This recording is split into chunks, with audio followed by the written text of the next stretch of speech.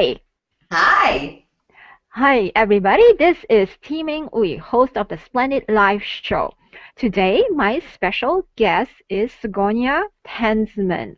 She's has been a speech communications specialist and a life coach for over 20 years. So I'm really excited to interview her because she actually specializes in helping people who are suffering from traumatic brain injury move on to change their lives in a better way. So to reframe their lives, actually. So welcome, Tsgoyna. Hi, thank you for having me. You're welcome. I hope I'm not mispronouncing your name. Tsgoyna. Tsgoyna. Yeah, Anna, not like a Spanish NY. Okay. correct. Just a All right. regular na. Tsgoyna. Tsagoy. It Tsgoyna. rhymes with boy in the middle. Oh, Tsgoyna. Perfect. All right. Our Okay. first speech lesson. Tsgoyna. All right. Okay. Um, I like to find out, how did you end up working with people who are suffering from traumatic brain injury? So what's your path? Well, my path, I am a speech language pathologist, so Uh-huh. that's where I started in my degree program. And I always found anything having to do with the brain utterly fascinating. To me, it's this incredible organ. I mean, we think we've got a great computer system when we have a Mac, right? But talk about your brain, and that is one incredible, fascinating organ. So I did a lot of work. There are many specialties in speech pathology, but um, brain injury was kind of always an interesting thing for me. So I worked with a lot of stroke patients, and over a period of time, worked in some residential facilities, and now have the privilege of working with people in their homes and in their communities as a part of the work that I do through a group called Rehab Without Walls. That's one of the positions that I hold. And it's a very functional approach to getting people reintegrated back into their lives after traumatic brain injury. Okay. All right. Can you tell us a little bit about how you would work with somebody who has traumatic brain injury? Well, a person with a TBI, as they call it, is not unlike Oh. any other person in the world. I Mm-hmm. mean, what's different about them is, yes, they've had an injury. So perhaps their memory is impaired, their planning, their organization. If you think back, and this is not to minimize an adult with a traumatic brain injury, but if you think and look at, a small child and the limitations they might have in terms of organizing, abstract thinking, planning, memory, all those are self-regulation, interpretation of information. That's very much how a traumatic brain injured person might react. Those things are more limited. However, they're not children. So we have to really be certain that we are not making them into children or infantilizing them, as we Mm-hmm. say. So what I always do is, in whether I'm working with a regular coaching client or I'm working with a traumatic brain injury, is what's working? Mm-hmm. What in this disrupted brain, what in this disrupted life is working? There's always something working. We always have some strength or some preserved skill, even in the most dire of circumstances. So that's number one where I start. And it might be that their, visual faculty is working best. It might be that their speech is working best. It might be that their memory could use some tweaking. It might be that they've got a sense of humor. So we start from that basis because, I know you're talking a lot about confidence in your last seminars, but all confidence and all ability to feel like you can do something is built on success. It's pretty obvious what the problems are. I mean, I do have to see where the challenges really are, Mm-hmm. but we start to solve those challenges by building on what's working and what's successful. Mm-hmm. Mm-hmm. Yeah, yeah, that's a very practical approach, and it builds confidence that way. Yeah, I like that. So, how would you what other things can you do to increase your clients' confidence besides, highlighting their strengths, what they have right now? Well, number one, I always work with people on their physiology, their body function. Oh, You come in to see, again, whether it's a patient with a traumatic brain injury or somebody that's just not feeling that confident. And typically they're not standing up like this. They're uh-huh, not like, let me greet the day. They're uh-huh. like this. Their head is down, their Mhm, chest is collapsed, they're mhm, closed in. So one of the very first things we do is work on standing up. We mhm, really work on what's our body doing. Because believe it or not, and there are great studies about this, which I adore. Here's one of the studies I love, and I've got a pen to prove it. They worked with depressed people, and uh-huh. they found that the study was about smiling. Can a smile biologically change your brain function? And they Mhm, find that it can. So they mhm. took people and they made them just stand there with a pen in their mouth for a period of time. And they Uh-huh. started to monitor their brain waves, and their brain waves shifted. So Huh. we know that simple body postures can change brain chemistry. That's Right. number one. So Uh-huh. I always work with posture or physiology. Mm. The second thing I work with, excuse me, is language. As a Mhm, language specialist, we constantly have stuff circling in our head, you know? mhm, And so mhm. a lot of times that stuff that circulates in our head is pretty negative self-talk. Again, Right. if you're a traumatic brain injured person or you're just, average person on the street, what are you saying before you walk into a meeting? I'm not prepared. I don't think I can do it. I hope nobody calls on me. Great Mhm. self-talk. I mean, that's great. So what do I do with a brain injured person too as they prepare to do something? That person that says, I can't do this, it's going to be too hard, I always forget. We change that up. We say, Mhm, what else could you tell yourself? And I really like to let them pick the language. mhm. I could overlay that language, but when I overlay my language onto somebody, it's like an intellectual immune system. If you, we know it's good for you. It's like the person that gets the liver transplant, right? And Uh-huh. they take all the medicine and everything, but because it's not something that's really theirs, the body rejects it. Okay. Mm. If if I give an idea to somebody and it's not really theirs, it's more easy for them to reject it. So the Mm. question is, what could you say to yourself that would be believable and something that you could remember when you walk into a room? And somebody might surprise me completely with what they say, which is, I feel relaxed. Okay, I never would have necessarily thought of that as what to say to them. I would have picked a different word. Um, Right. or they could say, I feel grounded, or they could say any number one of those things like, I can pull this memory out. I can use my um, I can use my cheat sheet to help me. So a person can choose what their language is. So number one, again, going back, I use physiology. Then I Mhm. use language. Language. Mhm. And most importantly, I have people check in all the time. Where are your thoughts going? What are you focusing on? If I Mm. asked you right now, because you can see my space where I am, right? Mhm, mhm, Got different stuff. If I ask you to concentrate on the red in the room, and I mhm, ask you to find all the red, mhm. you could find it, right? Yeah. Mhm. Okay. But now if I ask you, and how much white did you see when I asked you to look at the red without looking back around? I wasn't paying attention to it. You didn't pay attention to it. The white was still there, right? Right. Uh-huh. Okay. Now I ask you to look at the white. Boom. Can you find two things really fast? Yeah. Mhm. Okay. The lower thing. Exactly. So it's the same with our thoughts. Where are we putting our focus? Yes, you're going to have stuff that's focusing around that says, this is hard, I can't do it, I feel uncomfortable, I'm not sure. But then there's parts of it that are like, oh, well, I could focus on the fact that, my right hand's really working well, or that I can speak well.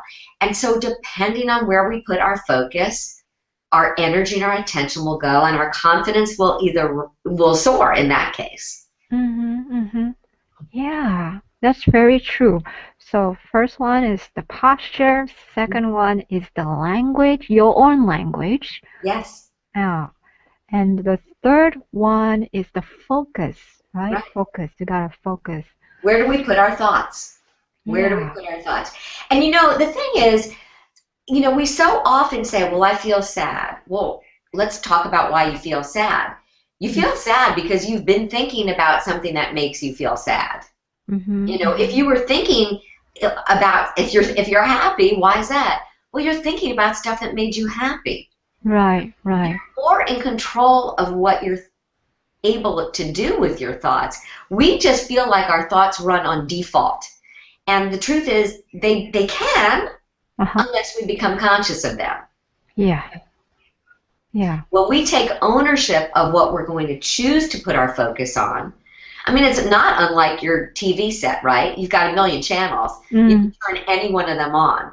If you were watching a really crappy show, would you continue to Channel. watch it if you had the option to turn the channel? Yeah. You know, Yeah. I like to call when people really recirculate those negative thoughts. I like to call it the dirty diaper syndrome. You know, it's like, that feels nice and warm, right? You like that. You don't want to change your diaper. But you can. You can. Yeah. I know you're very passionate about resiliency and about reinvention. So Yes. tell us more about, why do you feel that way and what are you doing about it? Well, I feel that way because the truth is, if anybody lives long enough, you're going to get dinged around from time to time. That's just how it is. Hmm. Whether it happens to you directly or whether it happens to a family member or a spouse, um, there are going to be events that occur in your life. Somebody's going to lose a job. Somebody's going to have an illness. Somebody's going to get divorced. Somebody's going to have a betrayal. Somebody's going to lose money. These things do happen. Um, and yet there are so many examples of people who seem to be dealing with impossible struggles of how does a person recover from that. And those are the people that fascinate me because they do recover from it with no good reason other than they've made a decision. They've really made a decision. A woman, the woman, one of those women that was held captive for how many years? 10 years by that man in Ohio. Mm. She had been kidnapped and lived there as a sex slave, tortured. And when she spoke, and this is what she said, I will never allow one more day of my life to be imprisoned by that person. Now that's a choice. She has every reason in the world to be broken and battered, but she's choosing not because she realizes the preciousness of her time here and the meaning. So it wouldn't surprise me at all if she became a great motivational or inspirational person for people who have undergone similar crises. Mm-hmm. So you asked me, what am I doing about that? As I work through my own personal issues of change in my life and reinvention, I know that, as long as we're alive, we're growing. And that's a wonderful thing. It's like, what's next? What's next that I haven't discovered? What would I like to pursue? What would I like to contribute to the world? That's a really important factor. And I think as a person gets older, they think more about leaving that legacy or that contribution. Right, right. Legacy. Yeah. Yeah, that's a big thing I'm hearing a lot from women who I've met who are a little bit older than me, and they're talking about legacy. Um, yeah. Well, I mean, listen, I'm 58 years old, and I realize that there's likely less time in my future than more time in my future. But I like to say that I'm living my youth forward. That's my plan, to be as vital as possible, to contribute as much, to give as much, to learn as much, and that's exciting to me. Go ahead. Go ahead. In my personal life, I've had a number of careers. I've done a lot of different things, and including, teaching aerobics in Italy back in the early 80s, when that was just a total dream for me. When Jane Fonda first came out, and I was living in Northern California, and had this sudden inspiration that I wanted to live in Italy, learn to speak Italian, and teach aerobics, which didn't exist at all as a a job. And I Uh-huh. ended up living there for about a year, and it was phenomenal. It was a great experience, not without its challenges, but it was an amazing, amazing experience.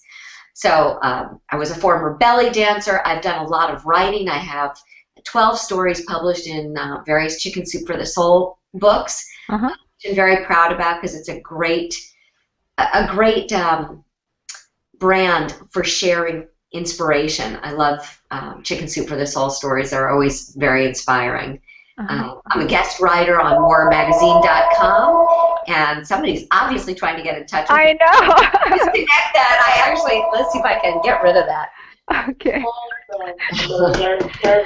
At any rate, oh my So I God. just want to say that I met Tsgoyna at a workshop. It's an EFT workshop. So EFT stands for Emotional Freedom Technique workshop. And what it is basically a technique that helps to reduce stress, alleviate symptoms of pain, a lot of things. So I am so happy to have met her there and felt her energy and her I don't know, in person is a very vital person. So I wanted to ask Tsgoyna, so how are you incorporating EFT in your interactions with clients nowadays? That's been a phenomenal change in my practice, I have to say. And I am so grateful for having a tool like this. Perfect example was, well, I've got a couple of examples. Uh-huh. A lot of the patients that I work with are on anti-anxiety medication for very good reasons. This one woman that I had seen had been diagnosed with a brain tumor, and she'd never had an anxiety attack prior to this. Mm-hmm. And we started to talk a little bit about that. I asked her if she, understood why or what preceded having these anxiety attacks. Well, she came to tell me this story about how she had been at work, didn't feel well, stopped into a store, and then asked them to call 911. She proceeded to have a seizure. They took her to the hospital, and the first thing she remembered was waking up on a gurney, and they said to her, well, we've discovered a brain tumor. We don't know whether it's malignant or not, but we'll be right back and we'll let you know. And then they left, right? Uh-huh. As we started to talk about that, when she had this anxiety attack was every day at about dinner time, 5 o'clock dinner time. And so we started by tapping, by saying, even though I don't know why I'm having this, and as she tapped and as she relaxed, she was better able to access that part of her brain that hooked up. Well, the doctor came in around 5 o'clock, and he mentioned that. And so we started tapping. After 10 minutes of tapping, she never once took another anti-anxiety medication. For a solid month, she'd been doing that and never needed one after that. I just worked with a family of a traumatic brain injury kid who had been in an accident. And I worked with the boy a little bit to bring down some really upset and aggravated, angry feelings that he had in dealing with some communication with his father. And we were able to change the sound of the voice that he was hearing. One of the, well, I'll go back to actually working with him. We just went today to enroll him in a special education class at a college. And he felt that the woman that spoke to him at the desk was very condescending, like talking to him like he was, what he said, retarded. And although our appointment had been canceled, what he was really upset about was the way she was communicating with him. So we did some tapping about that. And what came up for him was this feeling of perfection and being less than and not good enough anymore. But then we had him change her voice. It became this cartoon character voice from Tom and Jerry. And all of a sudden, as we sped up the voice and we slowed down the voice and we exaggerated all of her characteristics, it no longer had that charge that pressed that button of I'm less than.